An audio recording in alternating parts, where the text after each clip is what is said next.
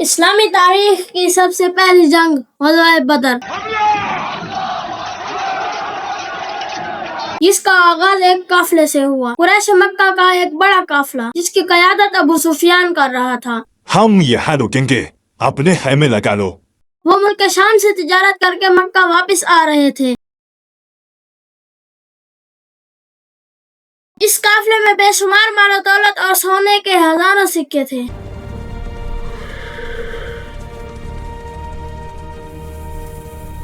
مسئلہ یہ تھا کہ مکہ پہنچنے کے لیے اسے مدینہ کے قریب سے گزرنا پڑتا اور مدینہ میں مسلمان اس قافلے کو روکنے کے لیے تیار کھڑے تھے۔ لیکن یہاں ایک اہم بات سمجھنا ضروری ہے کہ مسلمان لوٹ مار کے لیے نہیں نکلے تھے۔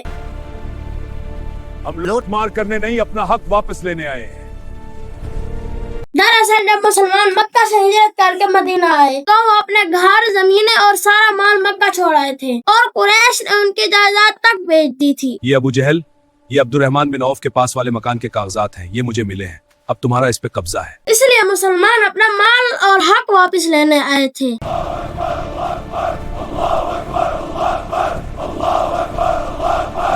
جب ابو سفیان کو خطرے کا احساس ہوا تو اس نے فوراً اپنا راستہ بدل لیا اور مکہ ایک کاشف بھیج دیا کہ قریش فوراً قافلے کی مدد کے لیے نکلیں۔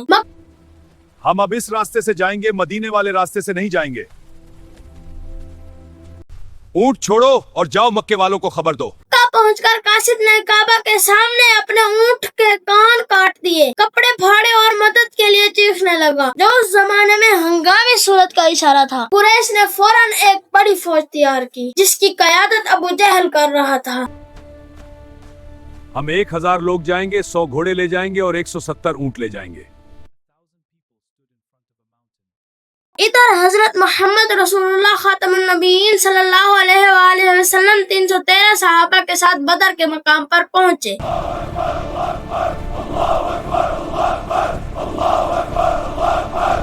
ایک صحابی نے مشورہ دیا کہ لشکر کو ایسے مقام پر ٹھہرایا جائے جہاں پانی کے کنووں پر مسلمانوں کا قبضہ ہو جائے۔ رسول اللہ صلی اللہ علیہ وآلہ وسلم کو یہ مشورہ پسند آیا اور فوج کو وہاں منتقل کر دیا گیا۔ جب دونوں فوجیں آمنے سامنے آئی تو قریش کی فوجی تعداد مسلمانوں سے تقریباً 3 گنا زیادہ تھی۔ لڑائی کا آغاز قریش کے نامور سردار عتبہ، اس کے بیٹے اور اس کے بھائی کے مقابلے سے ہوا، جن کے مقابلے میں پہلے تو انصار آئے، مگر مکہ کے سردار کہنے لگے ہم اپنے بھائیوں سے جنگ کریں گے۔ پھر حضرت حمزہ، حضرت علی اور حضرت عبید بن حارث رضی اللہ عنہم میدان میں آئے۔ سخت مقابلے کے بعد قریش کے سردار مارے گئے اور حضرت عبید رضی اللہ عنہ زخمی ہو گئے، جس کے بعد جنگ شدت اختیار کر گئی۔ قریش کو یقین تھا کہ وہ آسانی سے جنگ جیت جائے گی، مگر مسلمانوں کے حوصلے بلند تھے۔ آہستہ آہستہ قریش کی صفیں ٹوٹنے لگی اور آخرکار ان کی فوجیں میدان چھوڑ کر بھاگنے لگی۔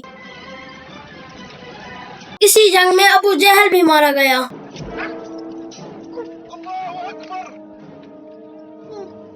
یہ فتح مسلمانوں کے لیے تاریخی ثابت ہے۔ مکہ کے لوگ یقین نہیں کر پا رہے تھے کہ صرف 313 مسلمانوں نے اتنی بڑی فوج کو شکست دے دی۔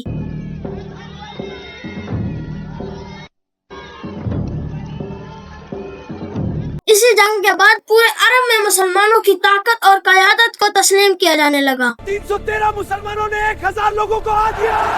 اب ان کے ساتھ گڑبڑ کرنے کی کوشش نہ کریں، جب ان کی قیادت کی بات آتی ہے تو لاکھوں لوگ مارے جاتے ہیں۔ لیکن جب رسول اللہ خاتم النبیین صلی اللہ علیہ وآلہ وسلم فتح کی خبر مدینہ لے کر پہنچے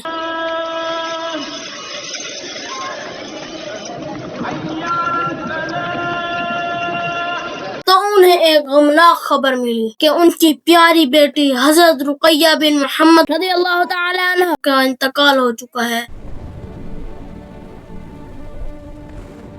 اس عظیم فتح کے باوجود یہ خبر رسول اللہ خاتم النبیین صلی اللہ علیہ وآلہ وسلم کے لیے ایک بہت بڑا صدمہ تھا، مگر آپ صلی اللہ علیہ وآلہ وسلم نے امت کی خوشی کے لیے اپنے غم کو صبر کے ساتھ برداشت کیا۔ یہی وہ لمحہ تھا جب بدر کی فتح نے اسلام کی تاریخ کا رخ بدل دیا۔